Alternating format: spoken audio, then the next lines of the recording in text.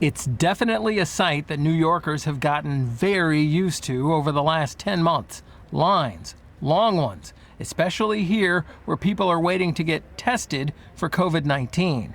But here at the Gouverneur Healthcare Services facility run by the city, they're also doing something else in the fight against the disease. They're vaccinating against coronavirus.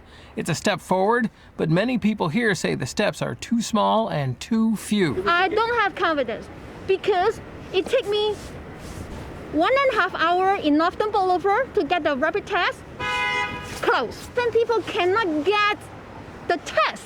How can they have people to do vaccinate? We don't have enough healthcare worker. Just as critical of the city's and other jurisdictions' efforts, the leader of New York State. Don't say, as a hospital, I can administer it, but then don't. That's why you would be fined. The fine would be $100,000.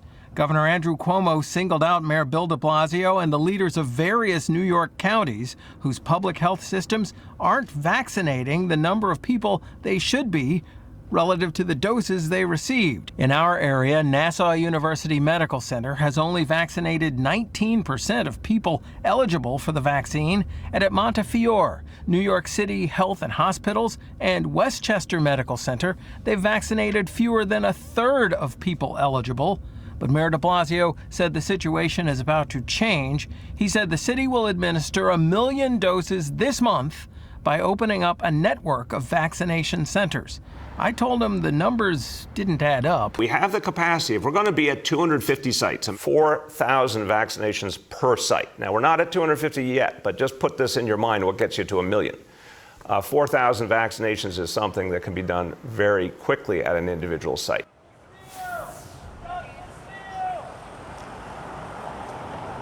Now, the city council not so convinced, and in fact, the city council speaker saying that the council will hold hearings as to what is taking so long to get people eligible for vaccinations vaccinated.